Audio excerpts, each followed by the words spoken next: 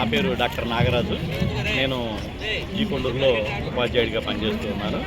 మరి ఈ పుస్తక మహోత్సవానికి దాదాపు నేను 28-30 సంవత్సరాల క్రమం తప్పకుండా వచ్చాను. మరి నాకు విషయం ఏంటంటే ఈ పుస్తక మహోత్సవానికి వచ్చినప్పుడు నేను చాలా మానసిక ఆనందాన్ని పొందాను, పుస్తకం చదవటం కంటే కూడా. ఎందుకంటేనండి ఇక్కడ పుస్తకాలు చదివేటువంటి వారిని, మరి ఇక్కడ ఉన్నటువంటి సాహిత్య పుస్తకాలని, అలానే ఇక్కడ ఉన్నటువంటి రచనల్ని ఇవన్నీ చూసి నేను చాలా చాలా ఆనందం పొందాను. ఎందుకంటే పుస్తకాలు మామూలు చదివితే కాదు, ఇందులో రసానుభూతిని పొందాలి.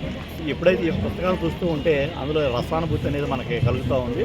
మరి పుస్తకం హస్తభూషణం అన్నారు, కానీ ప్రస్తుతం ఉన్నటువంటి పరిస్థితుల్లో ఇది సెల్ ఫోన్ హస్తభూషణం అయిపోయింది ప్రతి ఒక్కరికి కూడా. కానీ రానున్నటువంటి రోజుల్లో మరి ఈ పుస్తకాలు పిల్లలకి తప్పనిసరిగా మనం అలవాటు చేయాల్సిన బాధ్యత ఇప్పుడున్నటువంటి తరానికి ఉందండి. మరి ఈ రోజుల్లో ఎక్కువగా పూర్వం రోజుల్లో మీకు తెలిసినటువంటిది నవలలు బాగా చదివేటువంటి వాళ్ళు, కథల పుస్తకాలు చదివేవాళ్ళు, చందమామ పుస్తకాలు చదివేవాళ్ళు. ఇప్పుడు వచ్చేటప్పటికి ఆ చందమామ పుస్తకాలు కానివ్వండి, ఆ నవలలు కానివ్వండి, వీక్లీలు కానివ్వండి, అవన్నీ కూడా ఏమీ లేదు. కనీసం ఇటువంటి మహోత్సవాలు పెట్టినప్పుడైనా దీని యొక్క విశిష్టత ఈ పిల్లలకు తెలుస్తూ ఉంటుంది. పిల్లలకు తెలిసినప్పుడు ఇక రచనల మీద ఆసక్తి అనేటువంటిది కలుగుతూ ఉంటుంది. మరి ఇటువంటి అన్నీ కూడా మరి చక్కగా ముందు తరాలకి ఈ యొక్క పుస్తక మహోత్సవం అనేటువంటిది చాలా చాలా ఉపయోగంగా ఉంది. మరి ఇటువంటి ఇవే కాకుండా ఈ పుస్తక మహోత్సవం అలవాటు చేయాలి అంటే ముందుకు పిల్లల్ని గ్రంథాలయాలకు పంపించడం మనం అలవాటు చేసుకోవాలి. గ్రంథాలయ పుస్తకాలను కనుక మనం చదవటం కనుక అలవాటు చేసుకుంటే మరి ఇటువంటి పుస్తక పఠనం అనేటువంటి ఆసక్తి అనేటువంటిది కలుగుతూ ఉంటుంది. కాబట్టి పిల్లలందరికీ కూడా మరి పుస్తక పఠనానికి గ్రంథాలయ పుస్తకాలు అలవాటు అనేటువంటి కూడా కొంచెం చేస్తే బాగుంటుంది.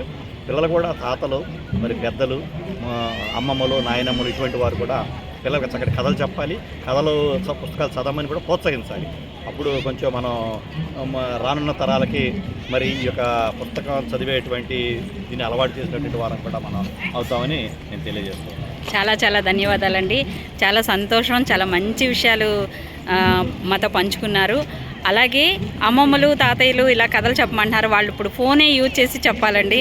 ఎక్కడికెక్కడికి దూరంగా ఉంటున్నారు అందరూ పేరెంట్స్కి. అవునండి, తాతయ్యలు అమ్మలు వాళ్ళు కూడా సెల్ ఫోన్కి అలవాటు పడిపోయారు. ఆ ఫోన్లోనే చెప్పమనండి. ఇంకా ఆ ఫోన్లోనైనా కనీసం అవి చూసైనా ఇది కథల రూపంలో చెప్తే ఎదురుకి మేము చదివేటప్పుడు చందమామ పుస్తకాలు ఉన్నాయి, బాలమిత్ర పుస్తకాలు ఉన్నాయి, అటువంటి కనుక చెప్పినట్లయితే పిల్లలకు కొంత ఆసక్తి. చిన్నపిల్లలకైతే బొమ్మలు చూపించి కూడా చెప్పొచ్చు. ఇప్పుడు అంతా కూడా ఫోన్లో చూస్తూ ఉన్నారు. ఎందుకంటేనండి పుస్తకం చూసింది వేరు, పుస్తకం చూసి స్వయంగా వాడు చదువుతూ ఉన్నటువంటి అనుభూతి వేరు. మనం కూడా పుస్తకం చదువుతూ ఉన్నప్పుడు ఆ అనుభూతి అనేటువంటిది అది చెప్పలేనటువంటిది. మనం కూడా పుస్తకాలను చదివేటువంటి అలవాటు మాత్రం తప్పనిసరిగా చేయాలని నేను అనుకుంటూ ఉన్నాను. చాలా చాలా ధన్యవాదాలు సార్.